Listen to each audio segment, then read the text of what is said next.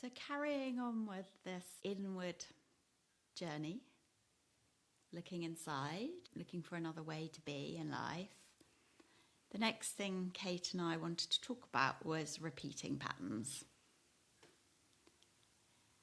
And firstly, just to settle into what we even mean by that, what we see arising in our women and what we saw arising in ourselves around those. So Kate, when we think about repeating patterns, what do we actually mean from our women's perspective? The first thing I want to say is that we all have them.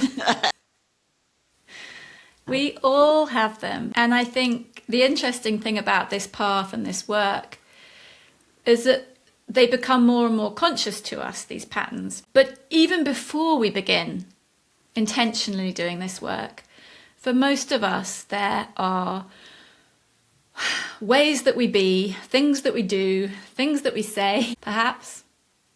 Things that we feel as well. Things that we feel, absolutely, that we call repeating patterns. Things that happen reasonably regularly, or at least things that we've noticed coming up, maybe disappearing for a few weeks, coming up again, there it is again.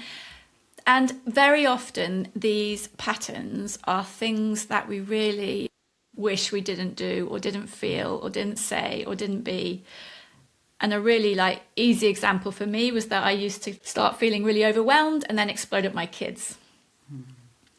And that is what I would have called one of my repeating patterns that I really wished I didn't do, but I couldn't find a way not to, however hard I tried.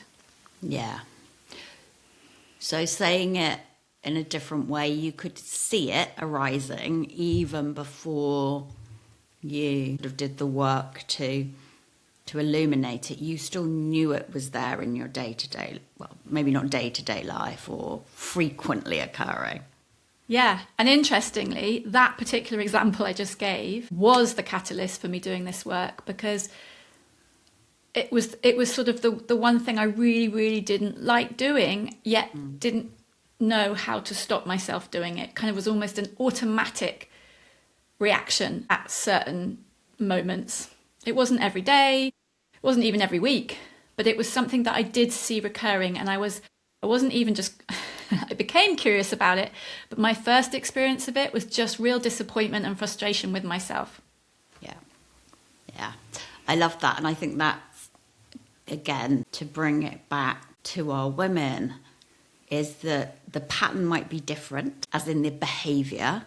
So your example of the screaming, it was certainly I had exactly the same behaviour showing up, but it might not be the same, but it is that, you described it really well there, that feeling of disappointment, that feeling of frustration. And for me, another example, and again, we won't go, it was, for me, was drinking too much alcohol. I knew that something was wrong. I knew it wasn't serving me. I knew it wasn't helpful to me. And it's not about alcohol being good or bad, but it is, if there was this real sense in me that this isn't right. It doesn't feel good. So those would be some... And yet, despite that knowing in yourself, you couldn't just snap your fingers and stop it, right? Yeah. There was a deeper journey to go on. Exactly. I love that. But it's important, I think, for this particular video, we stay just with the becoming aware, noticing, or becoming honest as well about those repeating patterns. We wish we didn't, but we do. And there's no shame and no judgment here. It's really about noticing. Yeah.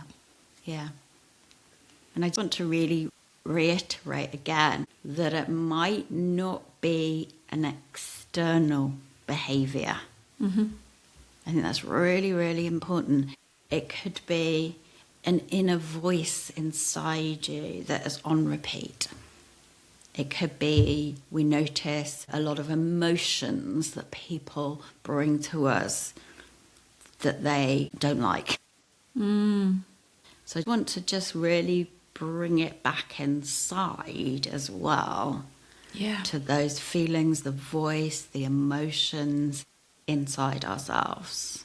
And I think one of the key patterns we see for many, many women is a kind of low level feeling of anxiety, of constant overwhelm or fight or flight type energy in the body.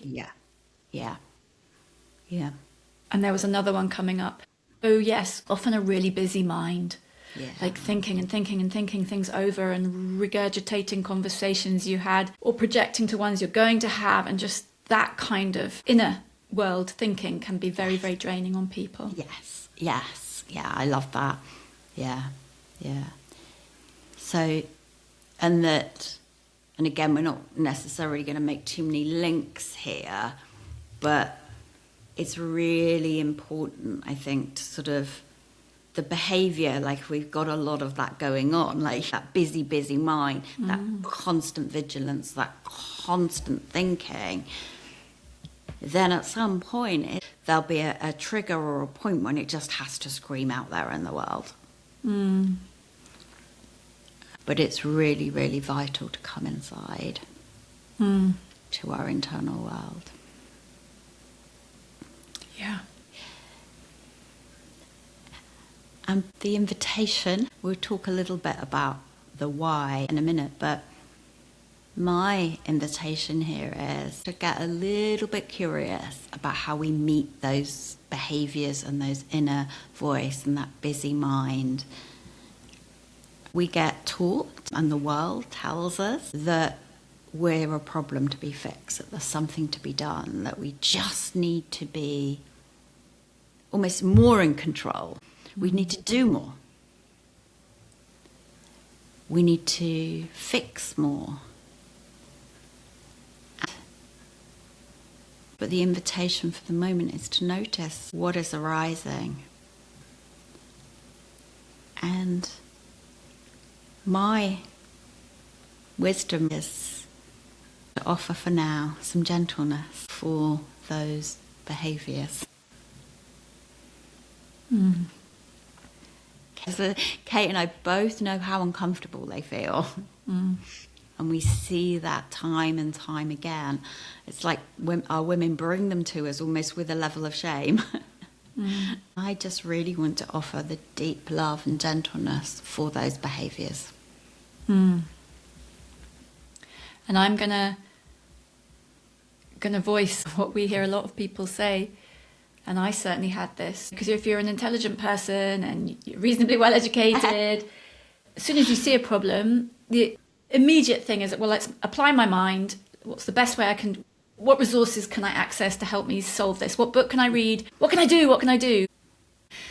Sometimes those things can help, but they can also leave us feeling even more of a failure when actually we do all those things and still this repeating pattern is there. And that's where that gentleness you're talking about is so important, because those really difficult to shift patterns, and this is going to sound strange at first to hear, but they are here to serve us, to help us and to guide us, and we will come on to that in later videos. But this is where what you're talking about, Janet, is so important, that we just stay with it and just give ourselves the homework to notice. Nothing more.